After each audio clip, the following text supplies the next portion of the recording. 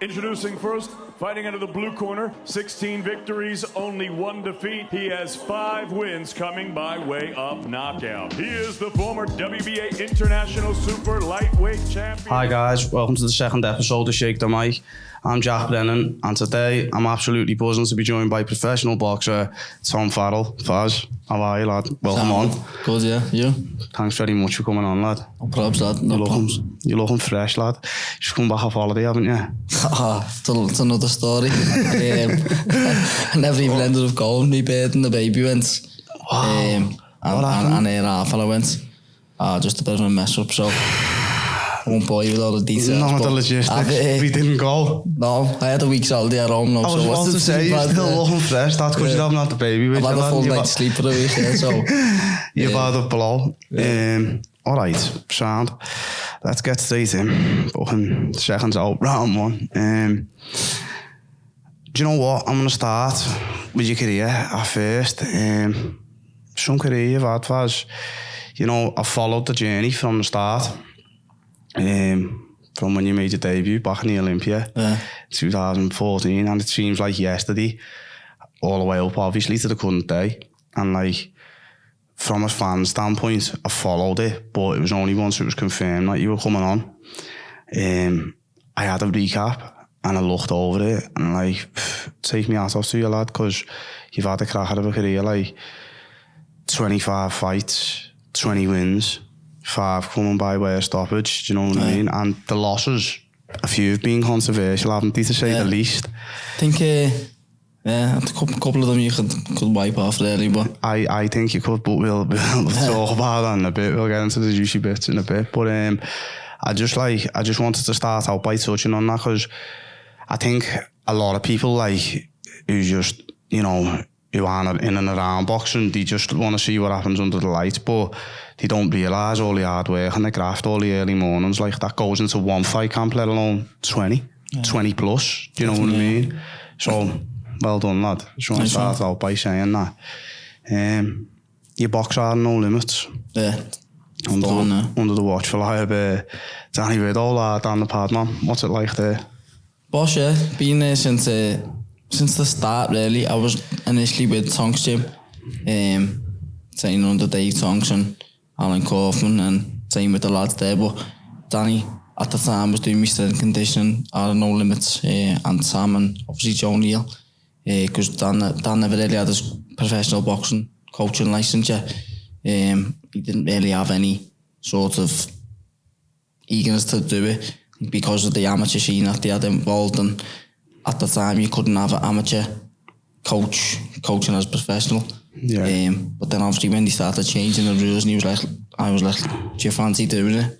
Because I think I always suited his style of coaching and always got on a bit better with them. And you gelled? I think I always gelled a bit better with them. And he said, yeah, come on then, let's do it. And I think I made the decision. Obviously I had a chat with Tonksy and that, and just said like, it's, you know, what got to do what's sort of best for me, and I made that transition then. I think it's very important who you surround yourself with in life in general, but as a fighter, definitely, you know what I mean? Because at the end of the day, you're a product of the environment, and you've got to know that at the end of when you're getting in there, you're putting it all on the line, and you want to make sure that whoever's getting you in there, you know, is going to get you best prepared, and they've got the credentials to prepare you the best. And obviously not only just who does want the best credentials to get you in the ring and get you prepared, but also someone who you can get on with on a daily basis, and you've got to work with them, you've got to live with them, haven't you, really? Yeah, definitely, yeah. I see him more than see my family most of the times. Just, you know, we work together in the gym, obviously alongside me boxing what I'm doing. So, you know, we're seeing each other all day, every day. And sort of living with them, innit? What's the camaraderie like there? It's Boston, constantly on the wind up, like, do you know what I mean? The banter. Giving them loads all day, every day. You're a bit of a joker, aren't you? I was having a little look on some of your social media, and then some of your mates have had like 10, 30th birthdays and all that. Yeah. You love a little wind up, don't you? Yeah, I'm the wind up in the gym, to be honest, yeah. Always got something to say and, you know, ripping someone, but it's only too low, do you know what I mean? Yeah, you've got the wind up. Who else is in there? Who else boxers with you in there at the minute? At the minute, there's only really me. Mason and Jed. Tom McGuinness has been having a little bit of a break. He hasn't really come back yet to boxing.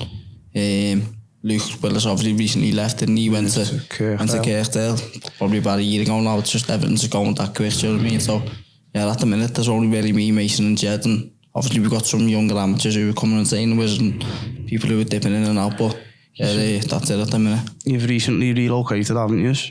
Yeah, but another funny story, we're going back.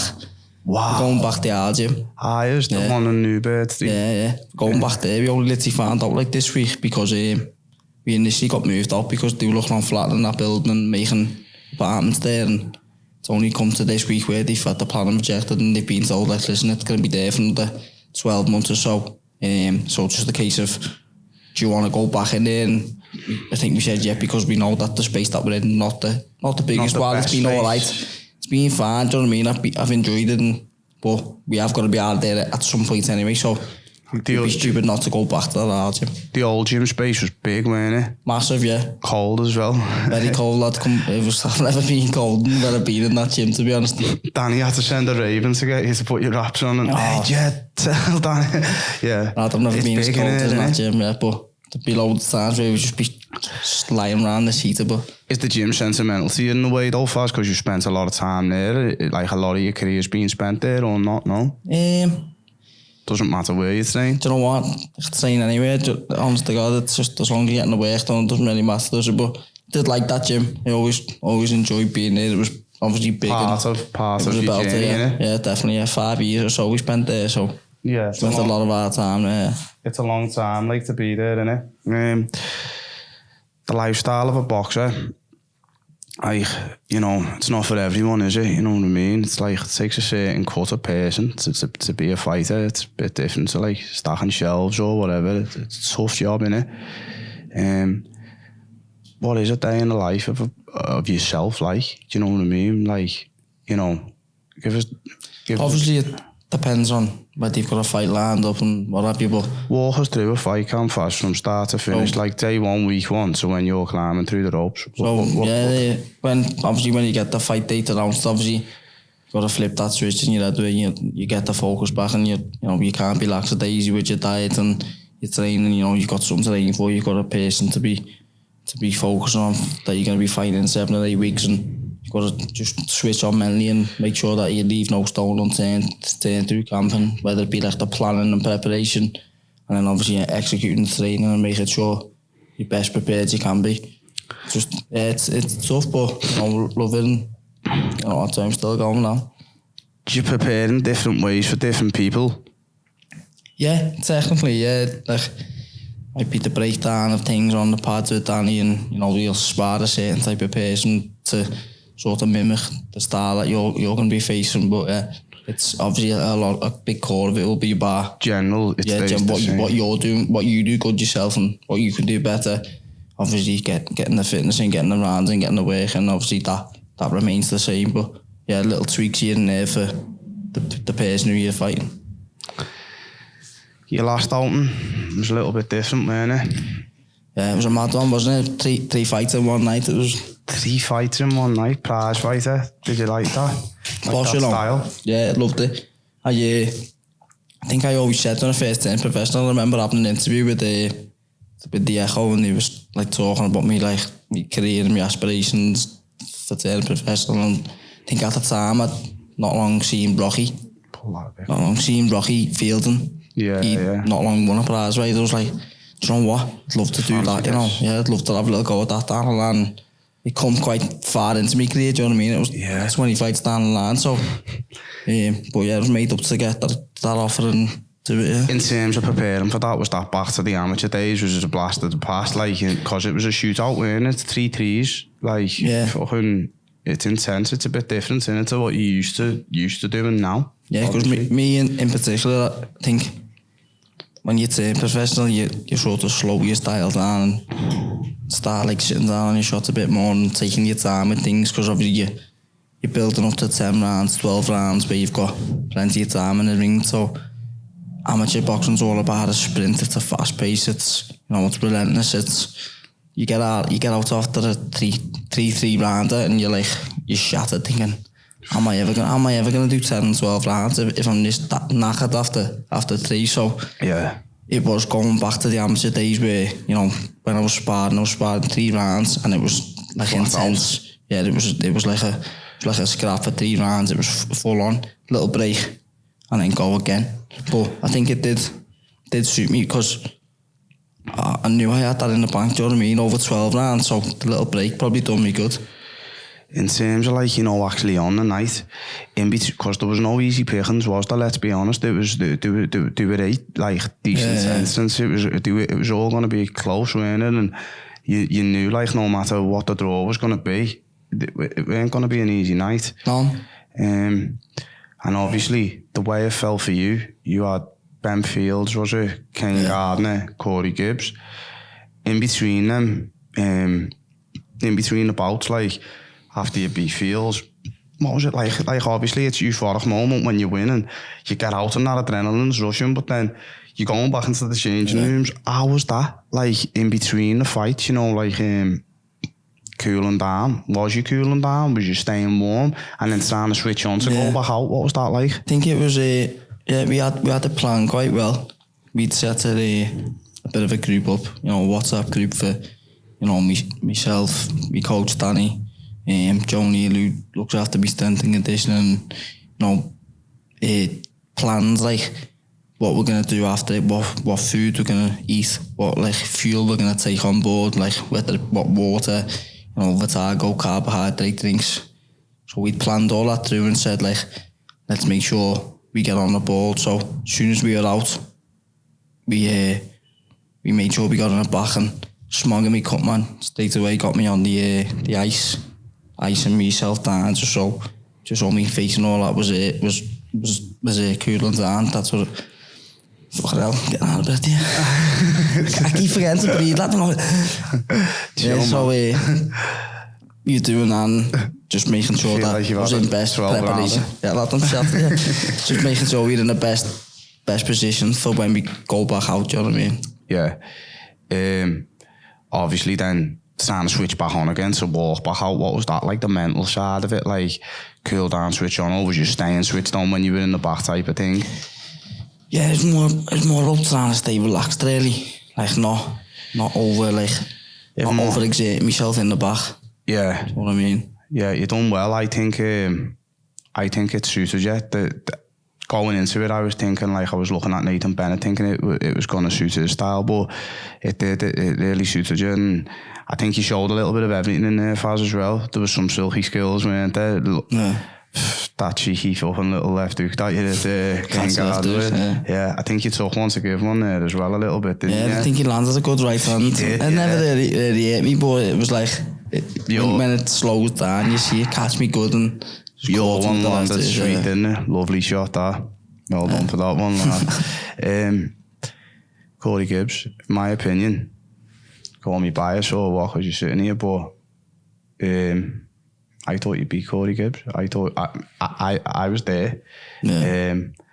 And it was the first time I've ever took my lad to the boxing, my eldest lad. Have a good one. You enjoy it? Yeah. And where we were sitting, we had a boss seat. We were like a few up from ringside, but right at the side. And like, yeah, I watched the fight myself and definitely thought you had it. To be honest, I was shocked when the decision went the other way, and I thought that check should have been yours. But it weren't to be, lad, was it? Fucking boxing for you. You know what? At that time, I thought to myself, do you know what? I think I've got it there. I knew it was close though.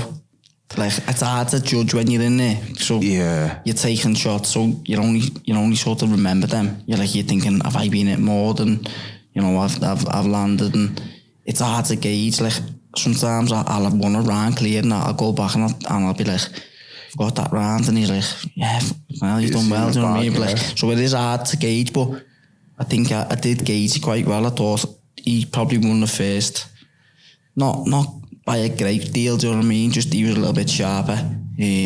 Second round, I thought I had my best round against him. Thought I was landing much clearer shots and boxing quite well. And then third round, I knew it was close. I thought you grew into it. I thought, like, watching it, I thought as the fight went on, you seemed to get better and better. and like you were doing a few cheeky little manoeuvres in there as well, you know what I mean? Like you said, I thought I finished stronger. I did, and I think like obviously Corey Gibbs was a bit more of a boxer than a banger type of thing. And I think like people would have probably thought he would have just outboxed you, and that weren't the case for me. Like I did genuinely, I thought you'd done enough, but as I say, it's not always meant, is it? Well, at the time, like I said, I thought I had done enough, but then when I have watched it back, I definitely think I did. Do you know what I mean? And yeah. I haven't heard many people like any bad feedback say I've heard many say, you know, you got beat there, didn't you? It was close. Like I think about 1 or 2 out of hundreds of people who said them. No, like to be honest, there was people who travelled behind me. They weren't scousers, they weren't following you, and they were like, nah, he's definitely got to have that. He's got to have that. And when the decision went the other way, they was just looking at me shocked, and I was like. And I was like, he got robbed. And then I was like, I know, son, come on. But yeah, as I say, lad, I definitely did think you done enough. Yeah. 3 walkouts one night. Say, guys. We were mates up until this point, Faz, you know. Honestly, I thought you were alright, lad. But you know what? The first time I've ever done it as well. You know what? I didn't even tell me coach.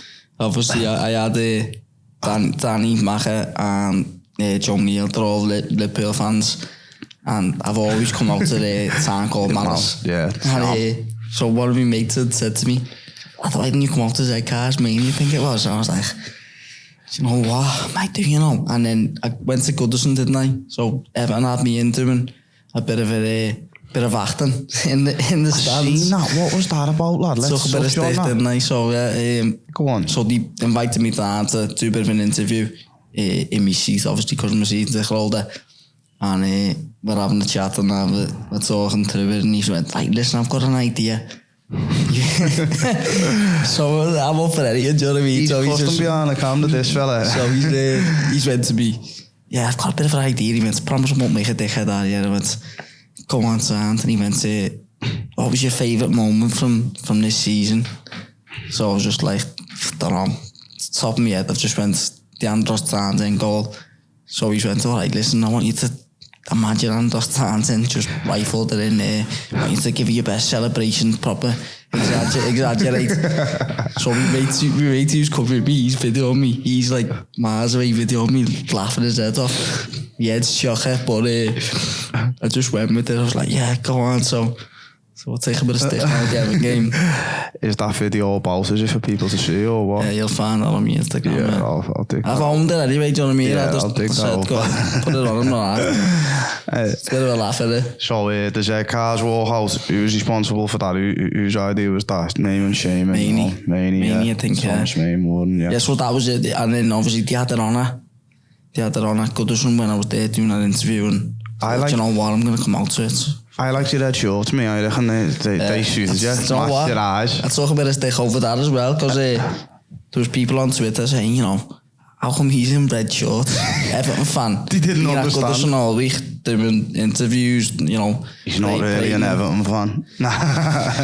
So yeah, I got stitched up on that, but you know, it was alright. Brings me on to the next little section. Goodison Park. Yeah, good night. Wow. Forget that I've even booked there. It was that long ago. Can't believe how long ago that was now. What an opportunity, Faz. It's a dream come true, and it obviously like lifelong Everton fan. Like childhood dreams, it really, and obviously being a boxer, getting to box there, it was something else. How did that come about? How did the call come in for that? What happens? You know what? When you get a fight like that, what happens, Faz? Come on, I want to get all the feels. You know what? I was initially. There was talk of it happening, and I think I boxed on the 2nd of April that year, 2016 was it? So 2016, I boxed in the Echo, and I've hit this fella, Mark, his name was on it. He had a head like granite, bit him, my hand blew up. So I'm in the back after, and obviously I won on points. I think I hit in the 2nd round, and obviously boxed his head off for the remainder of the rounds. First 6 rounds, that was I think or 2nd. Jordan, that fight, do you know Jordan that time? when you've got something like that, Faz, like an injury like that, and you know, fuck, did you know there and then the second you did them, did you know, fuck, my hands fucked So up? I knew something was the matter, I didn't know what. But then every time I'd throw a right hand, I'd be like, You feel it, even do you though know the what I mean? adrenaline's rushing to carry you through. So still using it now and again, but knew it weren't right. And then obviously after it, they were like saying, yeah, listen, this is looking on getting announced. End of May. Spell you world title, that good as some. So, you know, I'm buzzing thinking, yeah, but then looking at my hands swollen up thinking, am I even going to be able to? Yeah. So for that camp, I literally had big massive gloves on, load of padding. What? I was punching these like massive pads, and as I said, it was like dragging. It was dragging. They were dragging the announcement. They think they only left it quite late before they said, listen, it's happening. I think it was like towards the end of April, while they were finalising all the details and all that. And then we sort of got the call. It was like, you know, you can have a fight with such and such foreigner, 6 rounds, X amount of money, or, you know what, we'll get you a good fight, get you someone on live on Sky against like a good kid. And at that time, I'd only boxed it 6 rounds a couple of times, and he went, let's get you like a Mank derby. I think it was like your 8th or 9th fight, or something for us. I think I'd had 8 fights, yeah, so it was my 9th fight. Never been past 6, and they were like, yeah, 10 rounder. Against Kofi Yates. Yeah. Tough one, on a big stage as well. When that happened, and it was confirmed, and you knew you were going to box at Goodison Park, what was the feeling like, Faz? Like, obviously, like, turning professional, everyone's dreams just to, you want to walk out under them bright lights, don't you? And you know that's it's the dream, but then the dreams now become a reality because it's you're on the big stage, and for you, in personally, it's probably one of the best places in the world for you to box on a massive show like that. What was the feeling like when it was confirmed? Was you buzzing? Yeah, I think I remember I was working at the time, still full time as well, and I hated the job as well. I was working, going around like the Northwest, going into schools, talking about this program that the kids could do, and it was a good program, but I just hated it. I didn't like it. Do you know what I mean? People in there, I was getting off all the time, skiving, and they were ringing me going, where are you? I was like, just come to this school. I think they would ended up ringing schools, checking where I was, because I think they knew I was at the bollocks, yeah. But I hated it. And I think I was coming to the end of my probationary period, and they, you know, she brought me in and she was like, do you how do you think it's going on? I was like, listen, is there any point me even like being here, do you know what I mean? It was like, any point me even like trying to carry on? Went, I might as well just leave, do you know what I mean? And because I had that fight lined up and he was getting a decent payday, do you know what I mean? I thought, I can afford to do that. I can afford to leave my job and like start working in the gym, what I was sort of doing on the side anyway. Yeah. So that was like a big step for me to make, and then obviously I had the fight then to get me teeth into. So, in all the fights beforehand, before this, there'd been small little shows, and this was your first big fight, weren't it? Yeah. Well, I'd had a few on like the Echo. Obviously, few on the Echo on the cards where I'd be fighting early doors, do you know what I mean? So I never really boxed at like a prime time sort of TV slot. Yeah, so this was the first time, like, it was more high profile, should I say? Definitely, yeah. What was that like press conferences leading up to it and stuff like that? Because I've seen on one of your social media pages, there was a picture of yourself, I think Tony Bellew, Masha was on it, there was a few of you standing on the pitch, or like getting photographs taken and stuff like that. Like, there's a big build up for something like that in there, you know what I mean, in the city.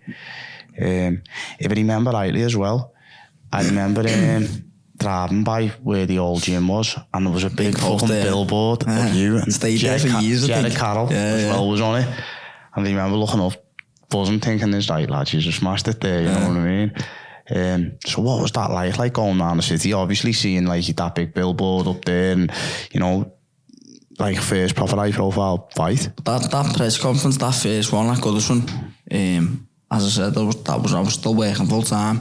So literally got a phone call off my manager, Steve Wood. He was like, "Can you get down to Goodison for the press conference?" I was like, so I had to go and speak to the boss. I was like, "Listen, am I all right to go for an hour? Do you know what I mean? It's for me to fight. Do you know what I mean? It's a big one. Yeah. I'll make the hours up or whatever, however long I miss." Yeah. So I had to go with me like my grey work top, and there's some scruffy, raggy, nice jacket over it.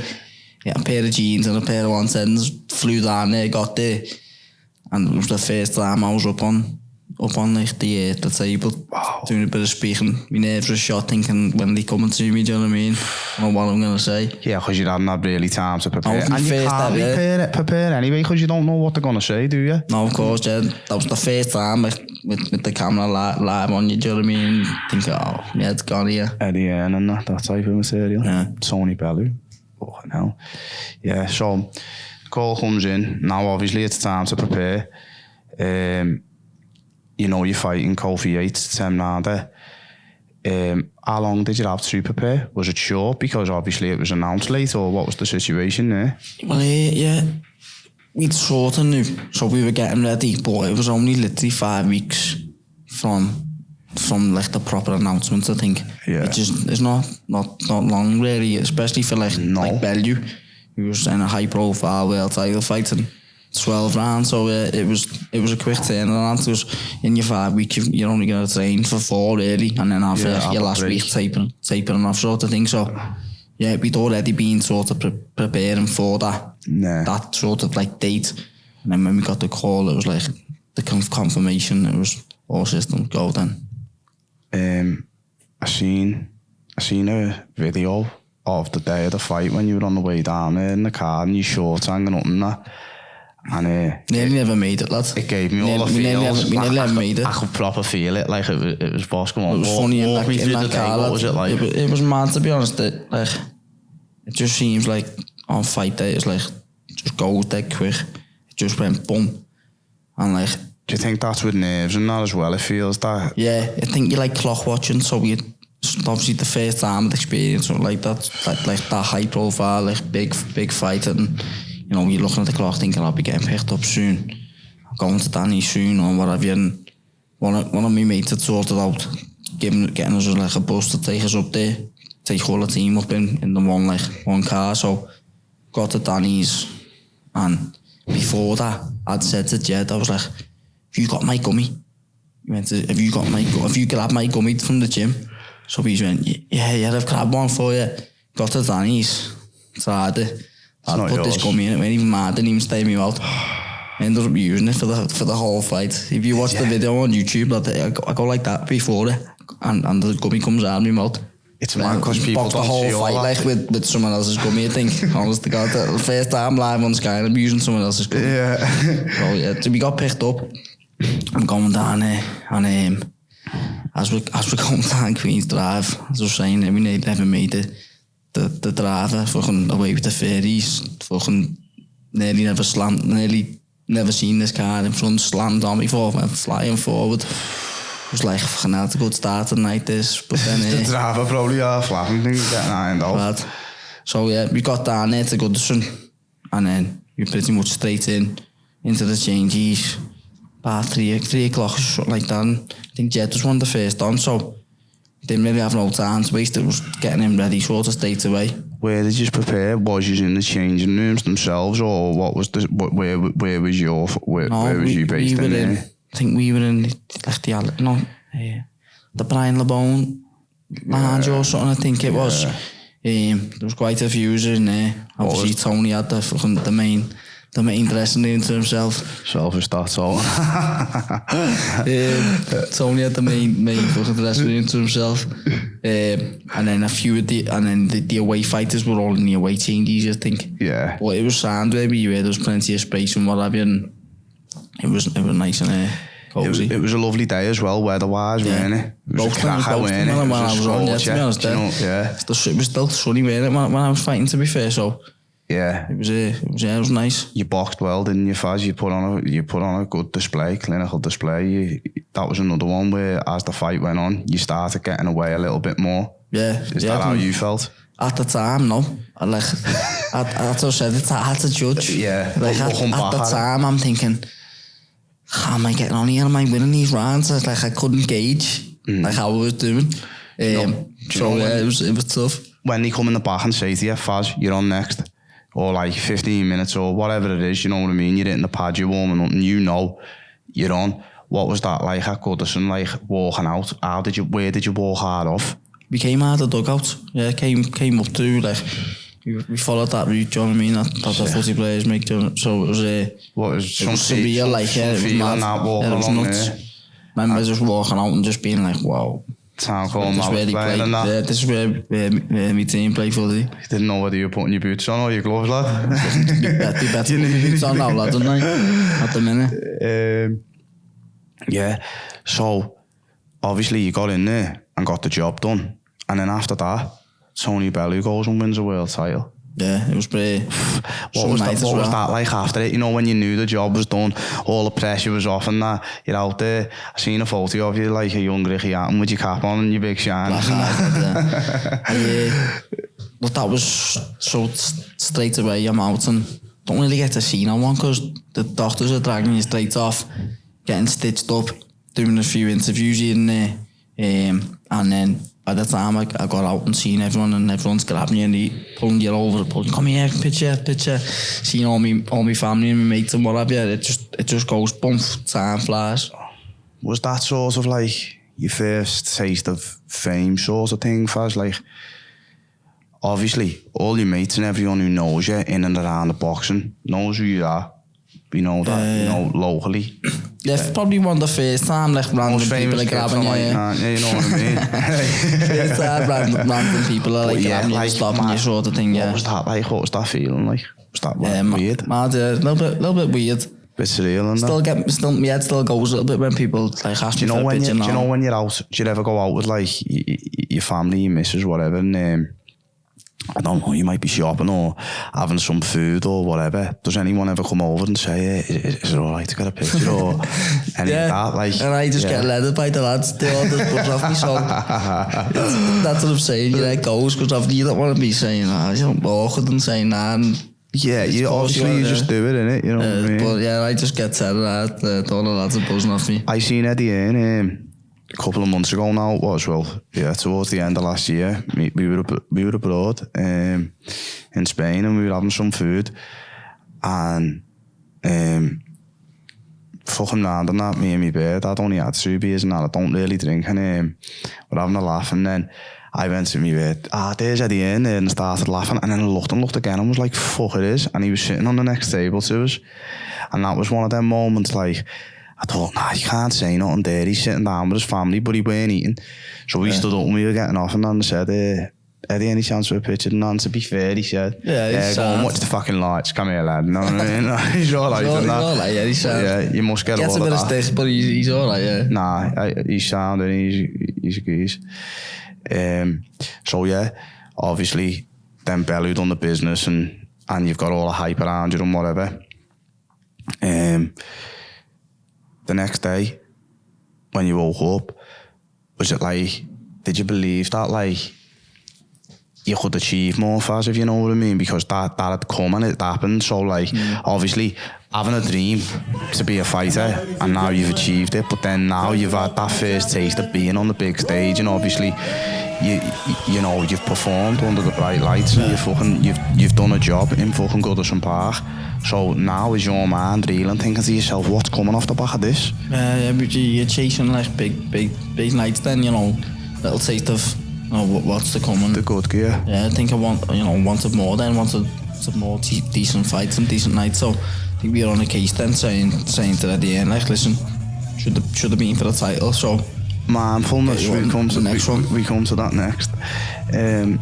When your mind was reeling like that, you know, and you were thinking about like, well, what is around the corner and that, are you big on mindfulness? Like, are you big on like how you think? Like, do you believe in like your thoughts control your act, like your future, your reality? You know what I mean? I think I was doing a little bit of it before the boxer tournament. So like probably really, I was only really getting a bit more into it through Simon. Simon was, talk to me about it and give me a bit of advice about it and what have you. So I was only really doing. Obviously, you visualize before every fight, and you can see yourself like going through the fight and how you think it's gonna go. And I've always done that, but I think doing a little bit more like. Do you know when you know the venue, Faz, as well? Does that help you? Because you like, obviously, you know where it's gonna be, so you can picture yourself. You know I'm gonna be walking out of there. You know you can picture that ring walk, getting in there. Obviously, you know you're fighting and stuff like that, so you can actually build up like a little like a movie in your mind before it's even happened, so you can see it. Where obviously, if you don't know, like earlier on in the amateur days and stuff like that, you don't know who you're fighting or you don't know where it's gonna be, and you're always lie there and picture in your head it's gonna be something, and it turns out it's something completely different. But you can actually visualize. So you were big on visualization.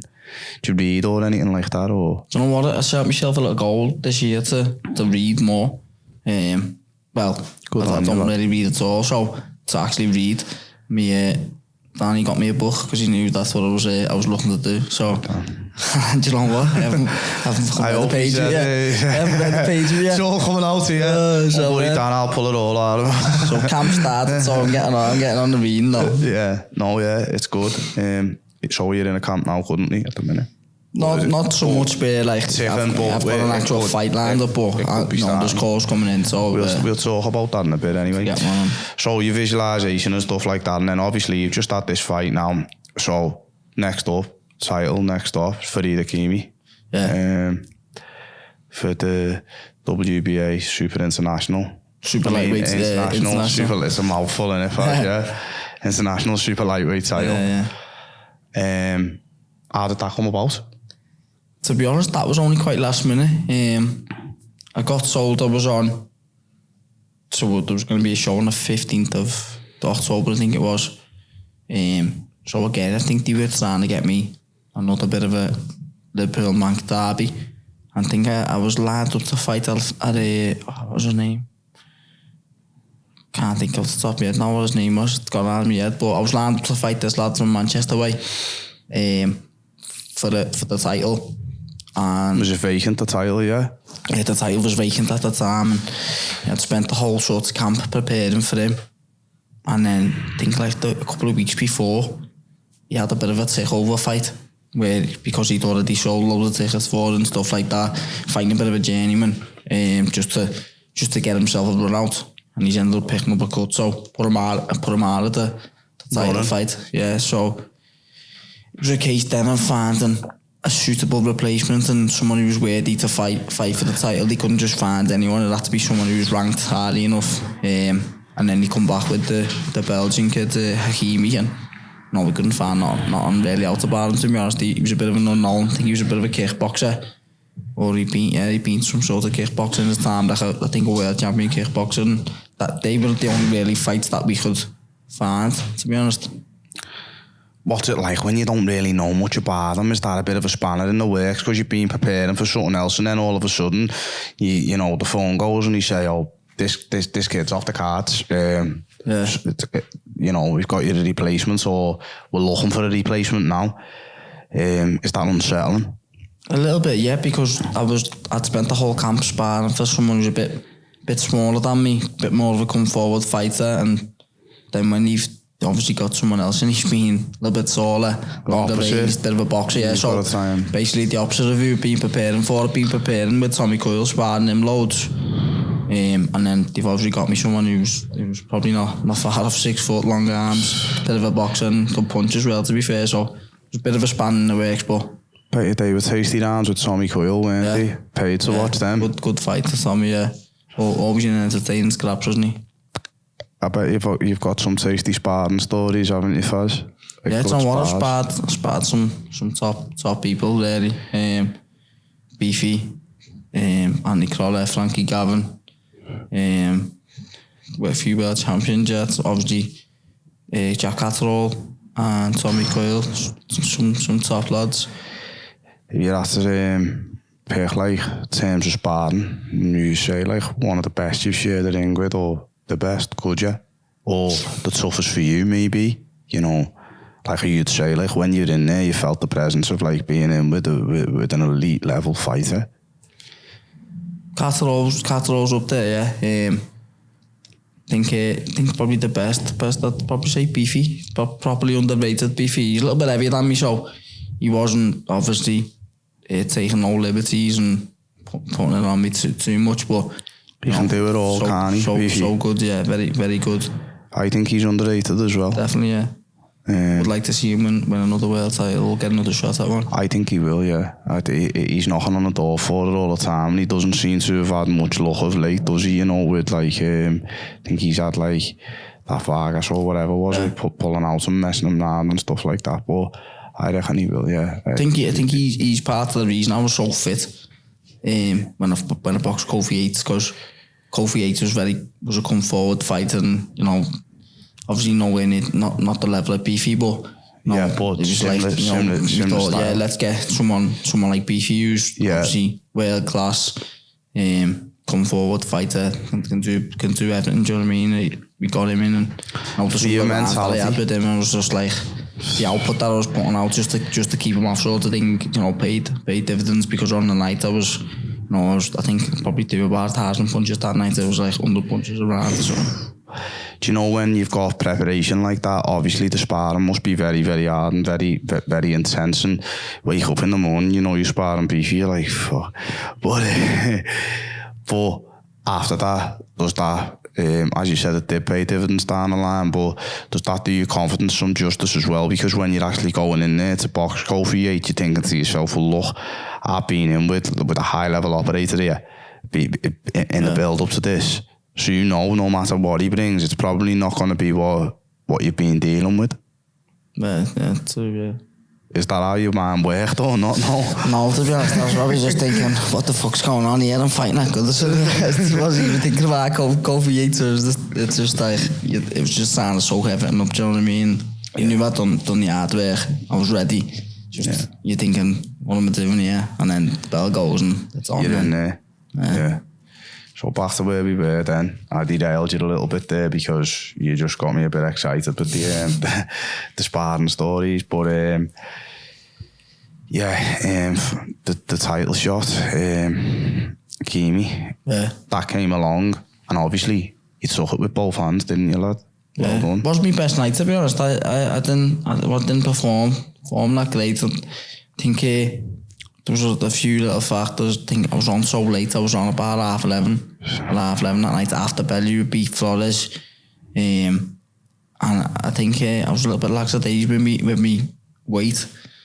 Yeah. And obviously left a little bit late getting me weight down. So I think I woke up on the morning about 4 to 5 pounds overweight, and had to get it all off before the weigh-in. How'd you find making weight? The hard part, yeah. Is that a factor for you? Like, obviously it's a factor for every fighter. It's for everyone, isn't it? It's a stupid the question. The nature of the beast, lad. But, I mean, for yourself, is that the worst part for you being a fighter, Faz, like preparing? That's what everyone says, do you know what I mean? But it can be as hard or as easy as you make it, do you know what I mean? I think on that particular occasion, I fucking made it hard for myself, and that was my own fault, sort of thing. And I think it has done. I've only ever done it really once at a time, and I ended up getting beaten. I knew I held my hands up. That was my doing. Do you know what I mean? Yeah. So on that night with Farrell Kimi, the way you say, you know, the best you didn't turn up. The best you doesn't always have to turn up. It's the results what matter. You want your aim to be, but you know what I mean. So proud moments. What was it like when you lifted your first title? Yeah, special. Yeah. Mad how like even how long ago that is now. It's just like it happened. Blink of an eye. You know what though? You just got off to a flying start. Like you 10 fights, you race to a title there. Like you know, some people have a lot of fights and the opportunity doesn't present itself. But I think because the profile of the fights that you had, some of them, as you said, you had a few shouts in the echo, and then obviously that was a high profile one at Goodison Park. Coming off the back of that. You were destined to start being involved in some big nights and big fights, weren't you? And obviously that came along. So absolutely buzzing. You're proud there. Like, obviously, you got the first title in the bag and you knew you were going to march on from there. So, moving from that, next up, you boxed Tommy Carras, didn't you? Yeah, I had a little fight in between. Yeah. Just a bit of a takeover fight in the Devonshire on the Charlie Boys show. The Charlie Boys is always a good night, isn't it? Hey. Yeah, always go there. Anyone who knows, yeah, it's a good night. If you know, you know. Yeah. Paul Eddy. He's bad from the Charlie Boys, man. He's not allowed. One time he blagged me. Oh, yeah, I shouldn't have. It's not like him. Not like him to blag you. I know. He said to me, listen, it's smart dress, you know, Jack. It's a gentleman's event. It is like, it is. So look, make sure you wear the suit and all that. That I turned up in a three-piece suit. Adam Farrell come outside to give me the ticket. All the lads were in jeans and that. And I was like, what the fuck's he done here? And Bergie and that were all sitting down the table. They were all buzzing off me and that, saying I look like a snooker player and that. So after it, when we went out of town and I was chatting to people that I was a snooker player and all that. But proper stitched me up, lads. And do you know what? I think it's my manager, Steve, who organising. He's had the one in Manchester. The one in Manchester has been going for about 20 odd years or something. And they have it, it's like strictly like proper. Yeah, you've got a proper dress smart and gentleman's he started it with the scouts one, the first scouts one and all everyone's so like the first one. I boxed on the first one and they were like, listen lads, you have to wear a suit, you have to wear like proper. I went, it's not in the nature of scouts. Just let me box lads, just let me box you, just do whatever you want. And obviously they've all just turned up in jeans and that, and then since then everyone it still says it on the ticket, you put no one listens, but no one listens now, so I found that out the hard way, lad, when I turned up. I think we've tried it a few times with people the same sort of thing, but don't worry, they've got anyone yet. Yeah, well, you should have got me, lad. So the Jolly Boys. Yeah, so I boxed on that, I boxed on so that was December, so I ended up stopping that's Usher, and then I boxed Carras then in April next year. Same round, the ding dong, weren't it? Good scrap. Good scrap. I think show character from both of us that, like, when you're in a tough fight like that, you know what I mean? And yeah, you come out on top, and I think that it was a test, weren't it? You know what I mean? And yeah, definitely. And came through it. Brings me on to the next section, Fazza. Don't really want to talk to you about it, but I know you can say that. I've got no issue. No, but I want to talk to you about it anyway. O.R. Davis. Yeah. Hate him. You probably hate him more than me. Do you know what? I haven't really got like that much of a an issue with it. I don't hate him because I don't know him personally, so it's wrong for me to say that I hate him, do you know what I mean? But he comes across arrogantly, doesn't he? He comes across a gobshite, doesn't he? But what I believe he's like, he's not a bad guy. He's just always played the villain sort of thing, and he's made good money off it, do you know what I mean? I think he's tried to have a little change of heart, and have change his ways. Yeah, and it just doesn't work. He's I'm going back to my old ways. Your first loss. Yeah. Hard one as well. It was a tough one, man. Yeah, it was a tough night at the office, wasn't it? He just called me early in the first round, just spun the fight on its head. Yeah.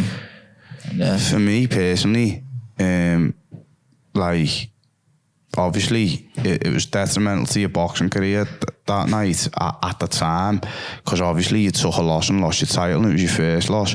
But for me, you stock rose that night because you showed heart, and you can't teach that, lad. Do you know what I mean? Like, it's all good and great when it's all going your way and you're winning, but like a lot of people, lesser men, would have quit a lot earlier on. Because you got it with some big shots, didn't you, Faz? And they were heavy knockdowns, lad, and you just kept getting up.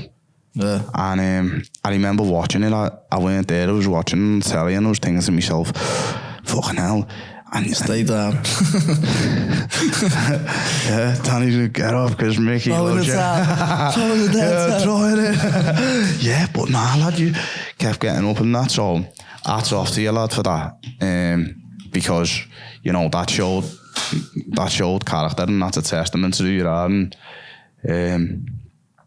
you know, you done yourself proud, and you done the city proud, lad. So yeah, what was it like after it? Obviously different experience, you know. Also that was winning as a professional. It's always the big hype around when you win, and obviously it goes a bit quiet then when you get beaten. As you said, you're flying, you're flying out, you're buzzing, you can't wait, but you know, it's just one of them things, part and parcel of the sport. Do you know what I mean? You've got to take the good with the bad, and I think that night I had a plan, I had a game plan. I think it just went out the window. He called me early in the first round. I think later in the first round, and it just spun the fight on its head. And then you're just acting on survival instinct sort of thing, and your game plan's gone out the window. And before you know it, 6 rounds have gone. You only got a few rounds left anyway. So you sort of know it's getting away from you. Yeah, it was getting away from me. Do you think that changed the way you were boxing, Faz, because you knew it was going away from you, type of thing? Do you know what I mean? Or was you just in survival mode where you weren't thinking of chasing it? You know what? I think it was like because I'd been in with such a big shot, you're a bit scrambled. So I think I remember going back after one round. Can't remember what round it was, to be honest. I think it was a bit of an off balance one in the second round. The second one, yeah. The second one, he hit me in the back of the head sort of thing. And then I think I started boxing a bit better in the fourth and fifth.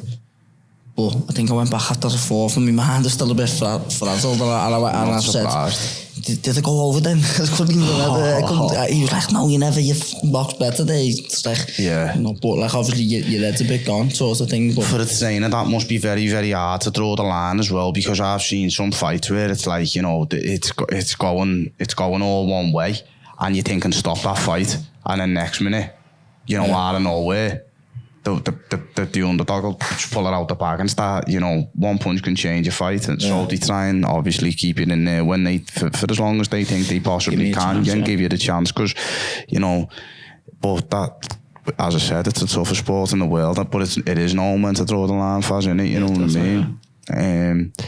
Yeah, but I think, do you feel you learned a lot from that fight?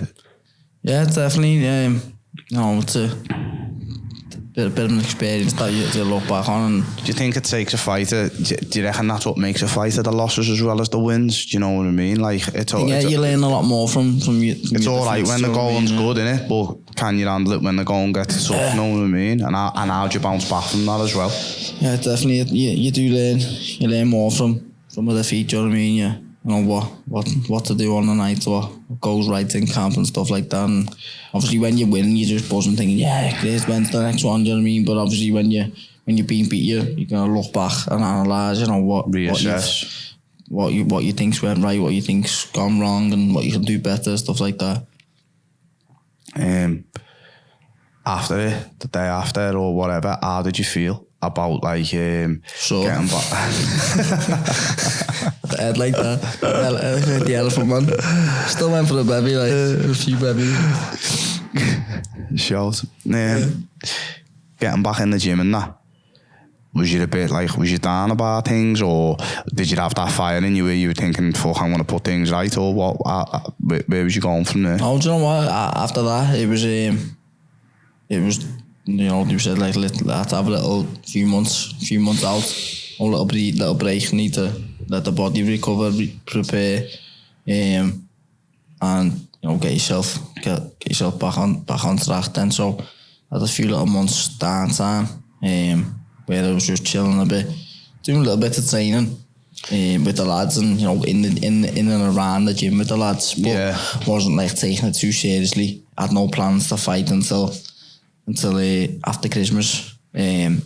So yeah, went on a couple of holidays with B-Bird and the lads as well. So yeah, I had a little bit of a chill, to be honest, for a couple of months. And then before I knew it, I was nearly 13 stone. So I had a little bit of too much of a chill. Do you reckon the fast man will become a fat man when you don't box no more? I was I think I remember, you know, when you don't realise you're getting a bit bigger, do you know what I mean? And you're putting a bit of weight on, getting a little beer belly and that. I was in the brekkie lounge all the time. I think I was having me brekkie there and having me dinner, to be honest. Matt and Dean have got a lot to answer for, haven't they? The bad feeders, aren't they? So yeah, I think I was about nearly 13 stone, but I didn't know, do you know what I mean? I wasn't getting on the scales, and I think it was only after Christmas night out and that, and my bird was like, oh my God, the size of your belly there. I was like, she's talking to me. You're alright there, yeah? Was you having to leave the top button open? Oh, lad. I had a medium shirt on from Reese, and I'll be swimming on me now, but lad, it was like bulging out. Didn't realise how big it was. I think I remember seeing Maney in the bar and girl, he said I looked at it, I was like, what the size of him? It was only when I went back to gym in the new year, I was like, that's it, let's get on it now, let's get in the mode. I remember going to Joe's gym to do a weight session, and I got on the scales and I went, lad, they wrong? Are they alright? It was like the heaviest I've ever been. I was thinking, oh, what's going on there? It was like 12 stone 10, I think.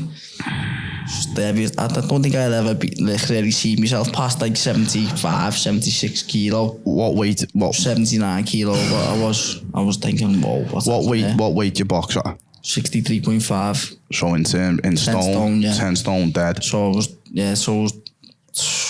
3 stone overweight. 28, like 30 odd pound overweight. Crazy. So yeah, well paid for, like it was. Yeah, you earned it.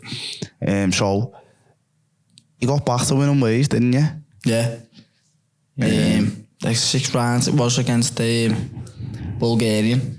Pain in the ass. I had a fight lined up. I already had a fight lined up for April, middle of April, I think. And this one was like March time. So it was like, you know, get this 6 rounds under your belt against this Bulgarian. He was a bit bigger.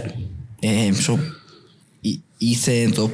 I think it was matched at like 10-8, which is obviously a little bit heavier than what I normally fight at. But I was coming down from fucking heavy myself, it was suited for me. So he'd been knocking around with you. He'd knocking around a bit heavier. he'd been seen outside the breakfast lounge a few times, hadn't he? So he turned up, and in our gym, so the way was in our gym. Wow. The freezing cold from gym and and he's went to, I'm just gonna have a skip. He was like that, bit of a beast. So he went to, I'm just gonna have a skip. So he's got on the scales. He was like 11 stone. I was like, what's going on here? Meant to be 10-8. So yeah, but there was never a worry about fighting him, do you know what I mean? But do you ever look at an opponent and Fazza, or have you ever in the past, like as an amateur or a professional, and thought, fucking hell, you know what I mean? I've got my work cut out here by looking at them. Loads, yeah. Remember my first ever amateur fight? Lad called Mikey Richardson. I still speak to him now and again. From Long Lane. How did you get into the boxing? Only quite late, really. I think I was like 16, 17 when I had my first ever fight. I'd sort of had a few little goals here and there, and then never really continued. And it was only when I stopped playing footy all the time, I thought to myself, do you know what? Was you a bit of a footballer, was you? Alright, lad, do you know what I mean? I was decent, used to play for the Carleen school team, but... Carleen school team, fucking hell, lad. Our teams to get into the Carleen school team, I was the only person who never had a club. Yeah. All the rest of our team were all like Liverpool, Everton. Yeah, they were all fucking hell. I couldn't get in the C team, lad. I had 2 left feet. Tired every year as well. So yeah, I obviously love footy, as most lads from Liverpool do, do you know what I mean? So what forced you on to go to the boxing gym, knocking down with people who were training, fucking just thought you fancied it? How did you fall into it? Yeah, do you know what, literally, just through all the lads who was hanging around with from by ours, we all just started, they were going. I think they had a few little goals beforehand, and then when we were talking about it, they were like, come. And where did it start? In Bugsy's in Dovey. Yeah. So Bugsy's, that was the first ever amateur gym.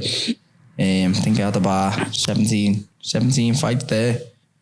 Might have been more, and then I went to Stockbridge. So there was no junior bouts really, they were all senior bouts, weren't they? Yeah, honest to God, I'd had all senior bouts. That's the best way to prepare yourself for the professional ranks, innit? Because obviously a senior amateur bout's a hard fight. You're both there to win, you know what I mean? Yeah. I think it's a bit different to the kids, isn't it? You know what I mean? Was it guards back then, Faz, or? At first, yeah. Did you have any? To be honest, most of my amateur fights I had at guards. It was only the last year. Because it's changed now, hasn't it? It was only the last year of my amateur career where it didn't move them. And it is a big difference, isn't it? You know what I mean? Because there's no. You feel every little bit of an egg clash where normally your heads are in close and you're banging at guards, you don't really feel it. Like both, it's bone on bone. It was a good time, that though, for you before the transition came. So you had 17 amateur fights for Bugsies, was it? Yeah.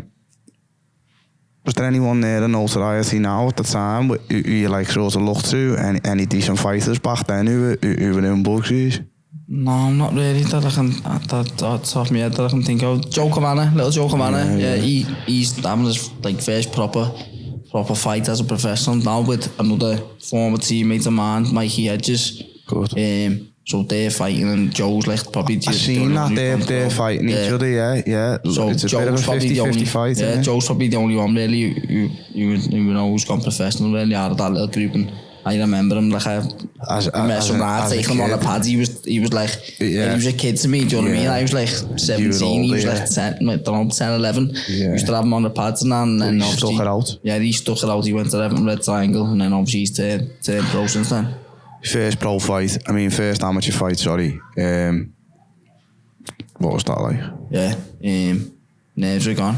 Not gonna lie. Yeah, obviously first experience, so I was like, and I was an adult. You know what I mean? I was like a young man, if you would like to say, 17, and had all load of people there, all my half, my mad, or load of my family, close of the lads as well.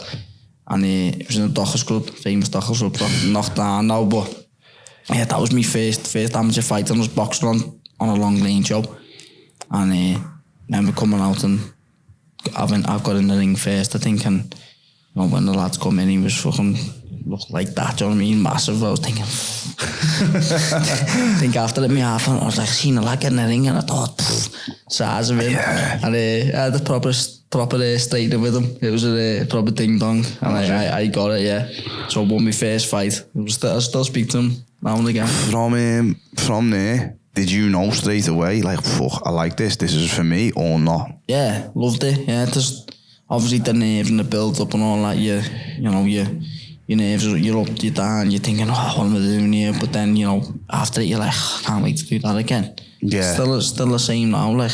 Yeah, before you're thinking, I'm never, why do I do this to myself and all that? Yeah, all them thoughts run through your head. But then after it, it's like euphoric. It's like fucking can't wait for that again. Yeah, no, that's it. That buzzing, the high that you get off, you know, competing and fighting. And so you moved from Bugsies. Did you win anything as an amateur?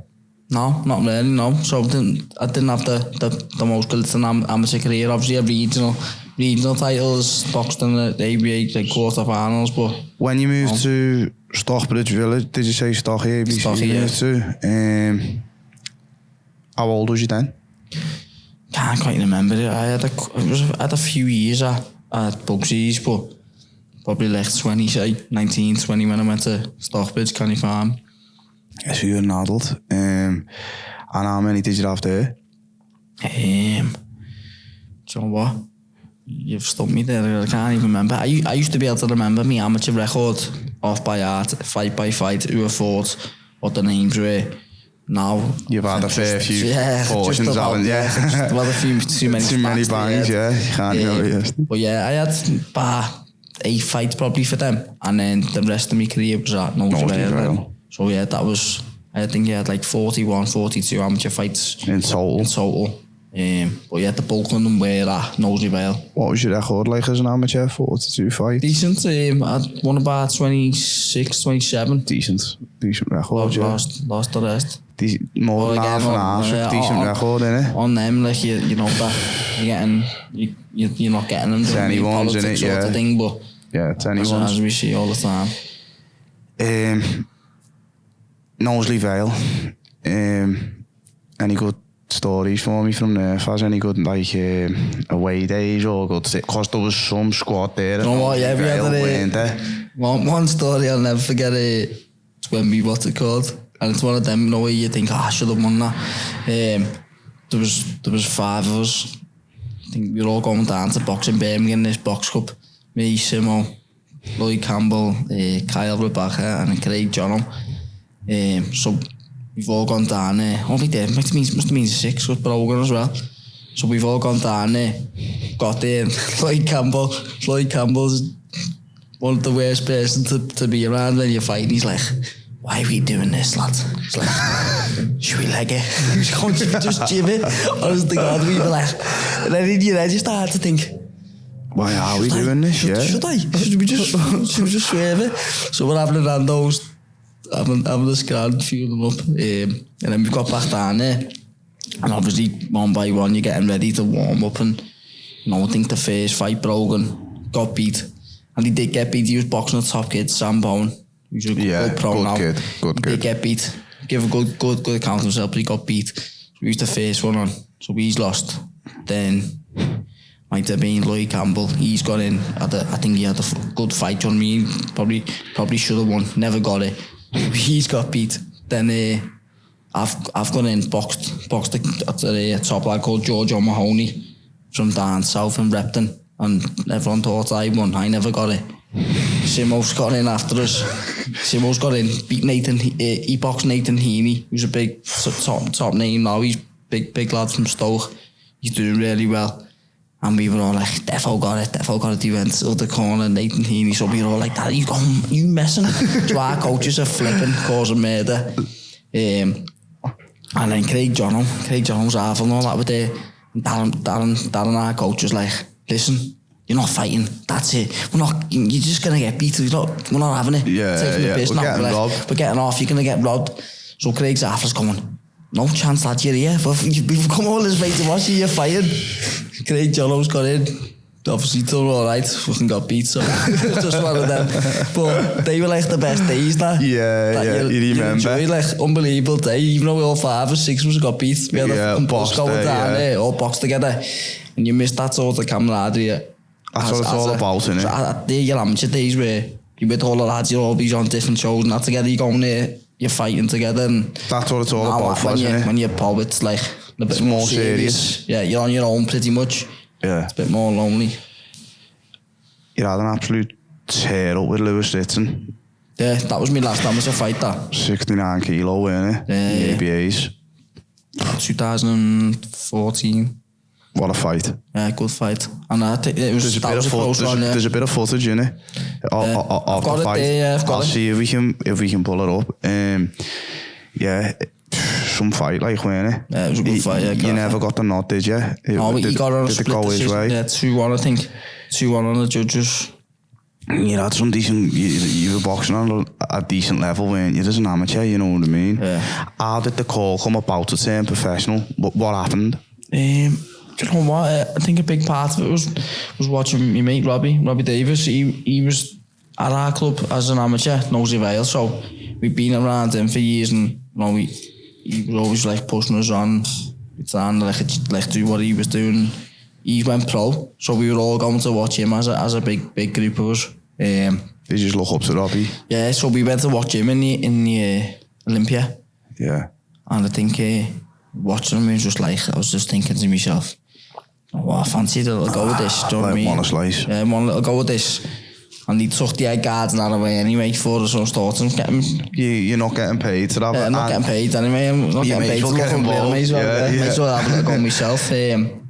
So yeah, I never really turned professional going, I want to be a world champion, I want to do this, I want to do that. Like, they were my aspirations. So I was like, obviously, everyone would love to be, but I never set my goal was like to be a world champion stage where I thought, let's give it a go and see what I can do. And obviously I knew he'd like, as I progressed, I was getting better, and I thought, yeah, I know I'm capable of winning things. So was the transition difficult for you, or was it seamless, like in terms of, like, obviously, as you said, as a pro, you've got to, like, you're sitting down in the shots more and you're pacing yourself more over the rounds, and it's a different style. The last year or so, they changed the amateur scoring over to more professional style anyway, so it was a little bit more about having a fight, because obviously they went from 4-2s back to 3-3s, and it was judged a little bit more on aggression, and it weren't the old point scoring, computer scoring in and out. Yeah. It was more about having a fight, yeah. And it was like obviously pro style, judging. So like you're getting the 10-9 rounds and what have you, instead of like on the buzzer. Gloves So are still only small as well, Fazza. No head guarding that. You're feeling them shots, aren't you? well, they are a bit more padded. I think I was in 12s with me being a 69 kilo. I had like 12 buzzers. Because I think it's like 64. The 64 the 10s, and below aren't at 10s, but 69s at 12 ounces. So yeah, and I think they are a bit of a different glove. As a pro, Yeah. What? Eights I boxing, yeah. So when you put a pair of 8s on, when you're just on a pad, you're just thinking, wow, I'm getting it in these. Yeah, you know, because you can feel your fucking hand through and you think, I'm getting banged in these. Not a lot in them, like, to be fair. Yeah. So that's a game changer, like, innit? So obviously, the time came where you knew you were turning professional, and you said you dipped your toe in at Songs for a little bit, and then ended up going over to Danny's. I had like 4 fights, I think, for Songs. Your first fight was Bahiki Moyo, weren't it? The Olympia, yeah. Can you remember that fight? Me and my mate went down to watch you, and you had your white t-shirt on, and then after it, your little black shorts, you still had Nosley Bale on them and red and that, I remember it. You boxed well as well, didn't you, Faz? Know what I mean? Well, yeah, I haven't watched it for ages. Was it a 4-rounder? No, it was weird. I don't know what it was. Something to do with Becky Moyo. It was something to do with his license. He could only do 6-2s. So I hadn't done 2s for years, do you know what I mean? I've been doing 3s for ages, and obviously it's the same time but over a different distance. So yeah.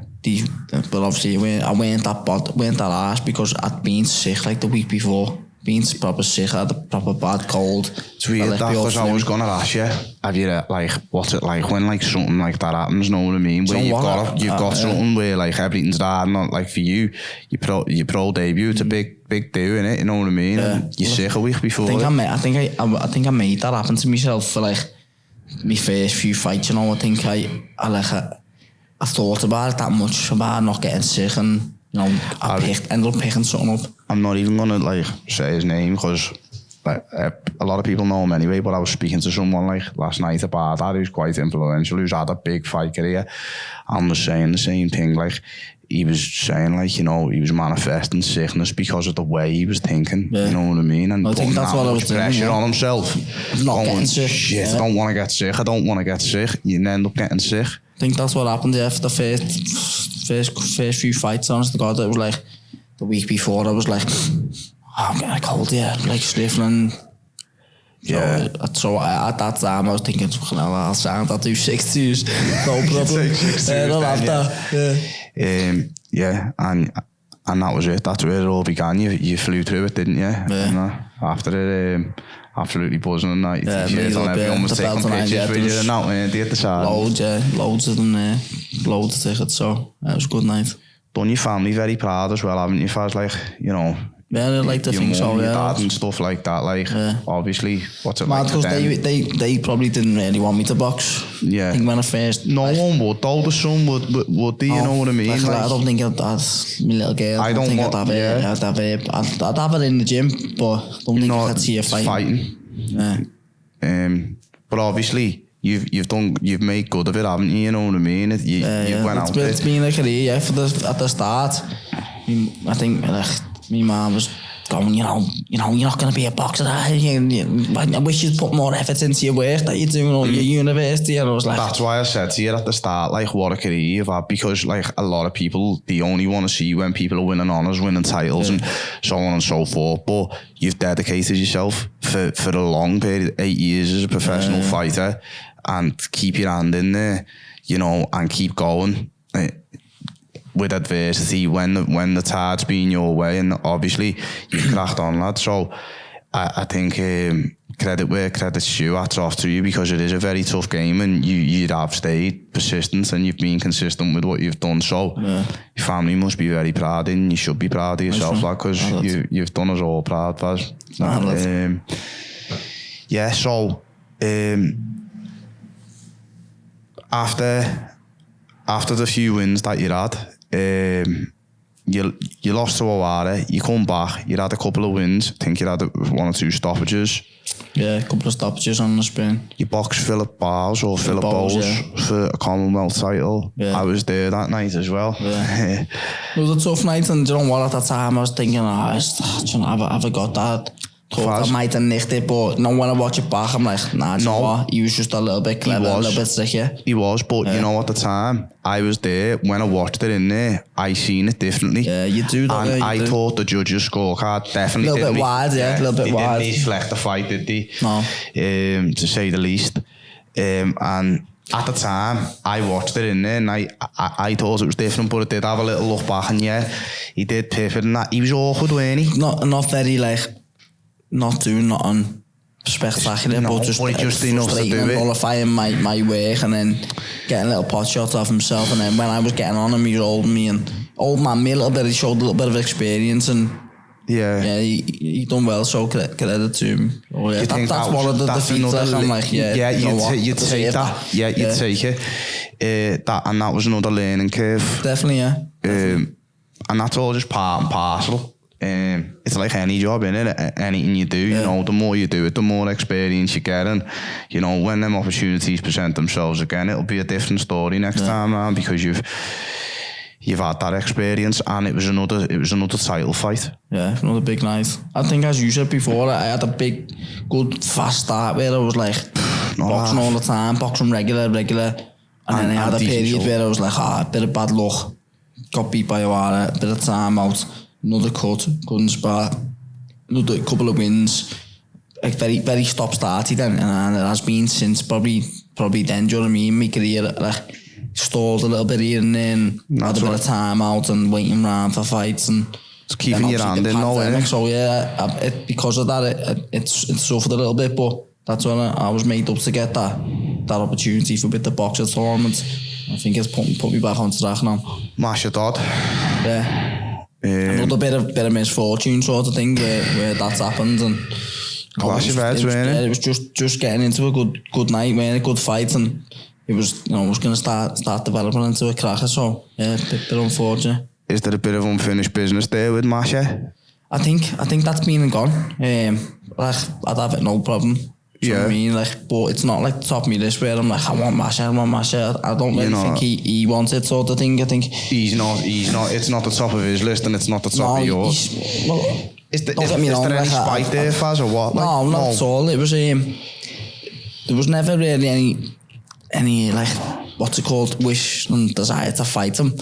It was put to us by Eddie Hearn. I think Eddie Hearn was like on the phone to Steve and was like, listen, what about them two? Getting it on, and Steve said, put it to us, and he went, listen, it's a good fight.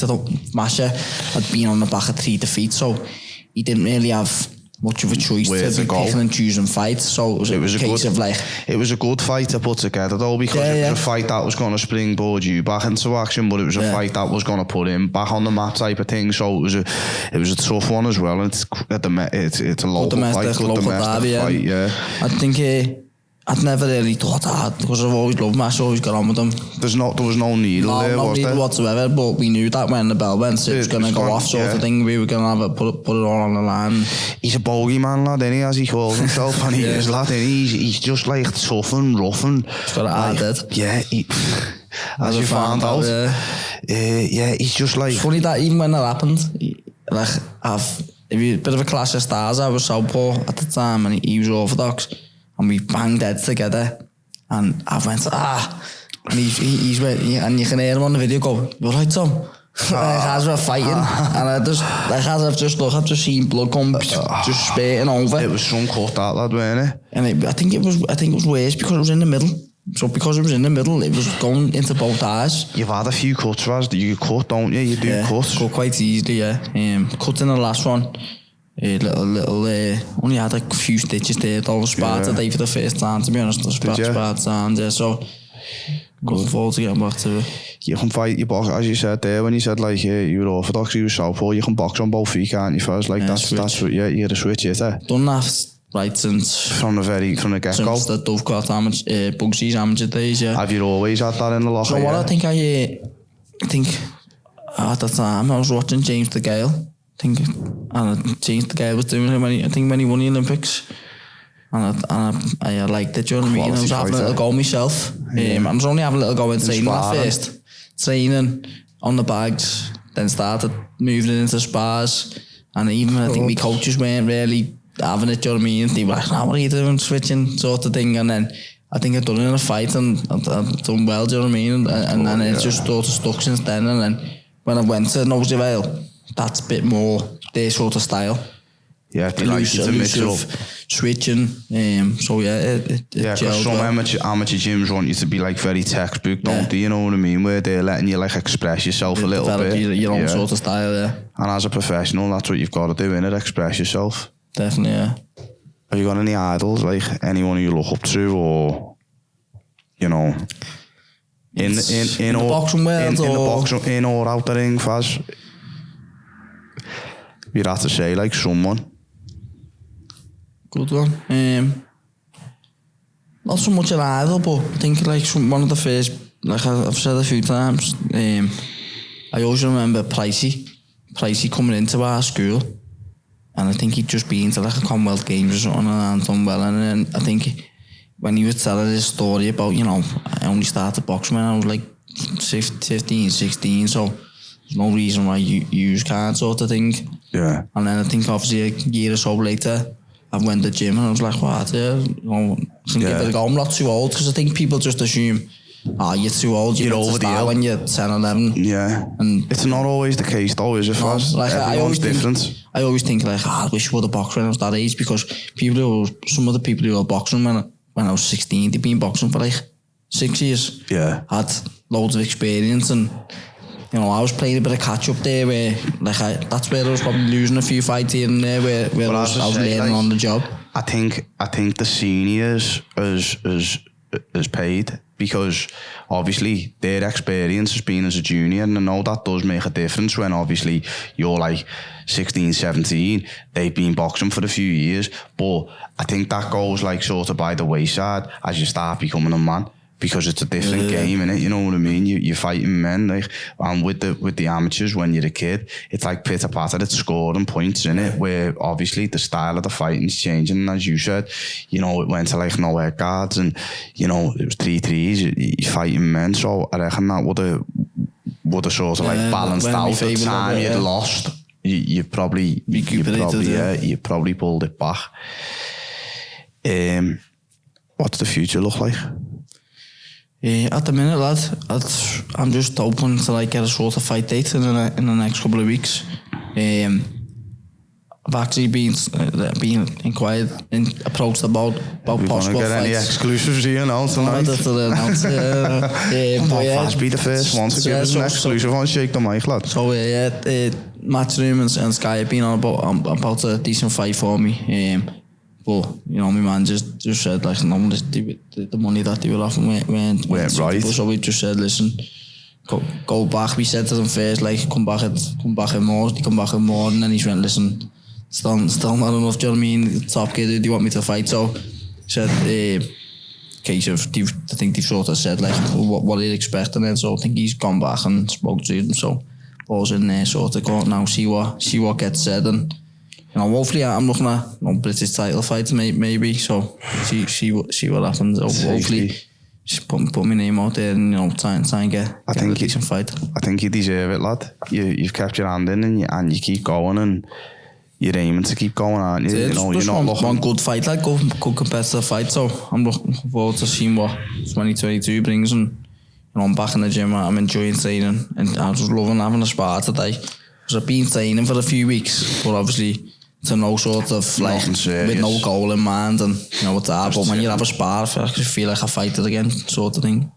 Obviously, as well as a professional fighter, sometimes you can't be like that intense all the time. You need to have like, you know, chicken and then a little bit of downtime, otherwise you burn out.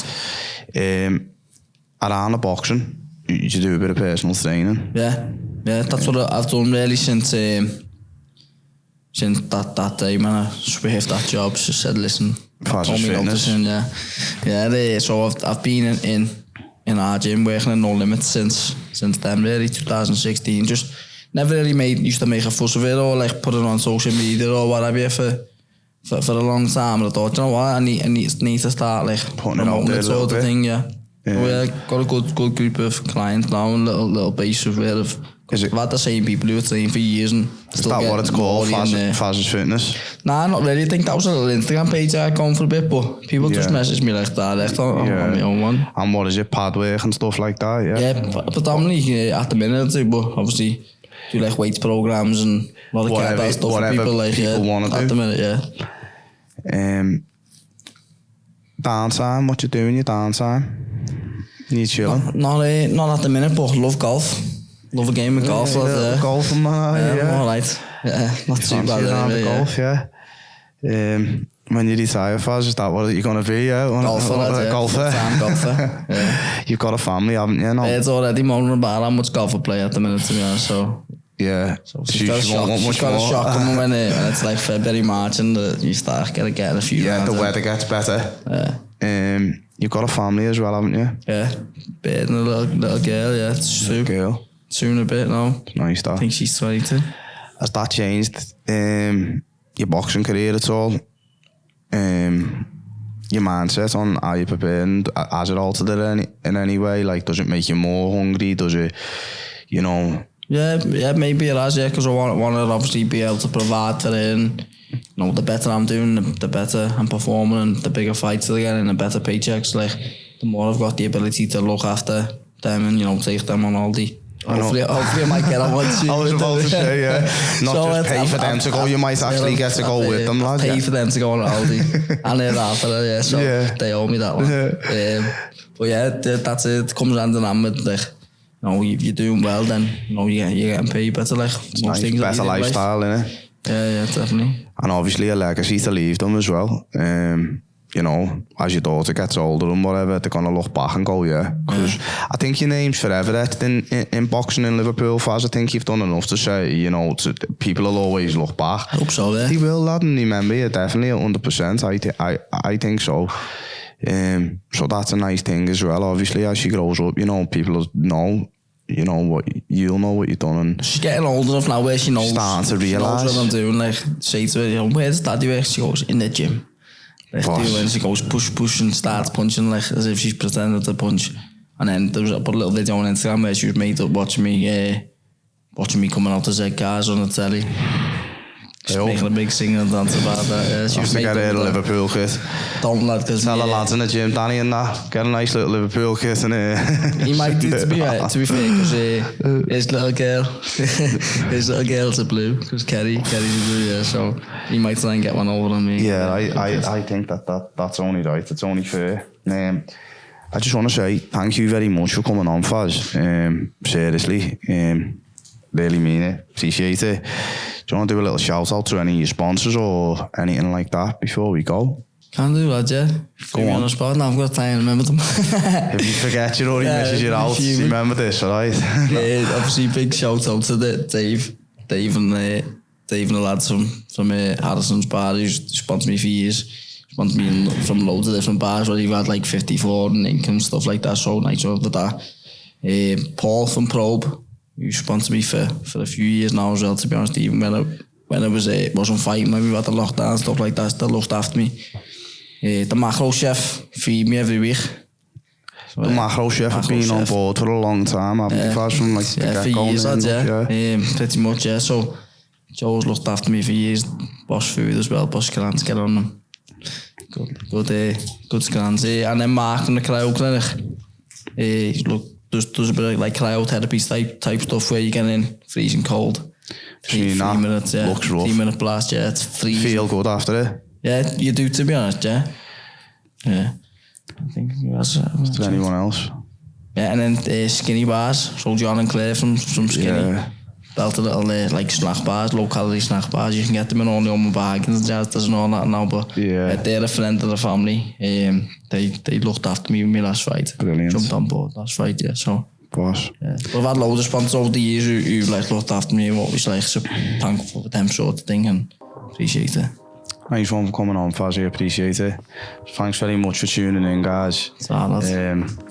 If you want to give us a little follow on our Instagram or our Facebook page, at Shake the Mic. Until next time, peace out.